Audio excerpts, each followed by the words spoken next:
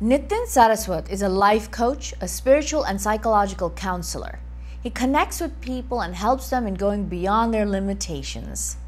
In addition to individual counseling, founder of Unayan, Nitin has conducted workshops for corporate executives and soldiers.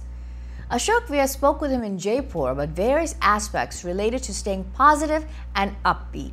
So, while we are always time is in a state of flux, and we are in the middle of this time where people have so many options and so many opportunities, and it is mind-boggling what you can do just with your smartphone, and the reach is immense. So this additional inflow of information technology, how personally you feel it is affecting people's optimum level of happiness? That's a very good question you raised. I would like to add one point before, if you permit.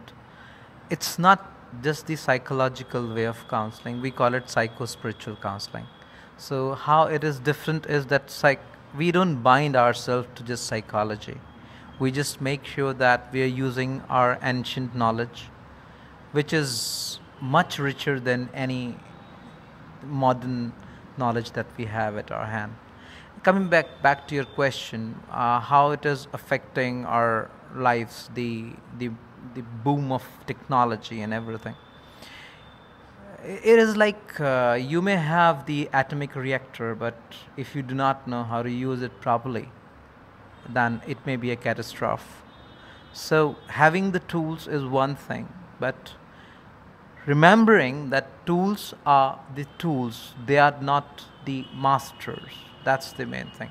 So as long as you are using the tools and you are the master, they are absolutely going to benefit you. Like this telecast is going to benefit a lot of people because it's a tool. Unfortunately, the tools are becoming the masters and the catastrophes are taking place.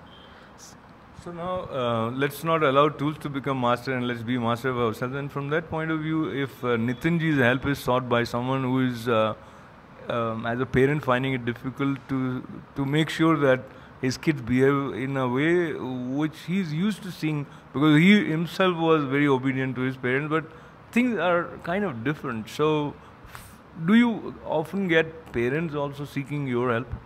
Oh, a lot. And surprisingly, like, people in America may think that Indian parents might find it very easy.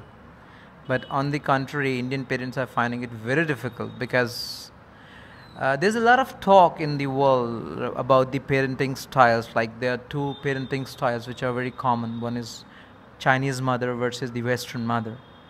I would like to remind people of the Indian mother. And the psychology that says that the problem is that either you're becoming a dormant parent or you're becoming a helicopter parenting style parent.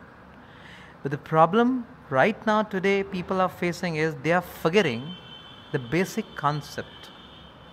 Parenting is absolutely a tool to eradicate your own evil, because every negative of yours is bound to get transferred in a newer version into your kids. Positive may get transferred, may not get transferred. But every negative of yours, if you are reactive, mark my words, your kid is bound to be reactive, and version 2. You know, Nitinji, the subject is so interesting, and there are so many branches to everything that you say. And so let's say about negative and positive. People who look at the combination of what is negative and positive in them, they have justifications of the way they are, and it is very difficult for anybody to come to you and start accepting that, oh, I was wrong there. So probably you come across people who feel that they are fine. Maybe if we are talking about husband and wife, then the wife would think that, oh, the husband is not able to understand, but I'm always right. And the same way husband would think that I'm always right, she's not understanding. So how do you, what are the tools in your basket that helps you, again referring to the spiritual dimension here? The biggest thing is that when you say the biggest problem of human being is the burden of being proven right. You carry so much of it. It's like we are always under this burden that I must be proven right. Why it is so? Why I must be proven right? Because I carry a lot of fears inside me. 90% of the fights or the arguments people are having, especially the husband and the wife, they are because the fear of the domination. I fear that I may be dominated. So, before you dominate me, I would try and establish my domination. And this fight of domination is not letting the people live. We cannot have a straitjacket solution for one person. What we do, we go into the deeper of the matter, and then we understand the basic reason why there is a burden on a particular person to prove themselves right. And once you address that burden, what is making them forcefully put their subject into being right, 80% of things can be sorted out. But it depends person to person. What actually is making a person think that, no, I have to be proven right. As far as husband-wife relations are concerned, in today's scenario especially, the husband-wife relationship can never be about rights. It is about loving. And unfortunately, the more materialistic we are becoming, the less giving we are becoming. The less giving we are becoming, the institutions like marriage, they are becoming more and more fragile. So it's all about understanding the basic fundamental of a mother and son-daughter relationship and a husband and a wife relationship.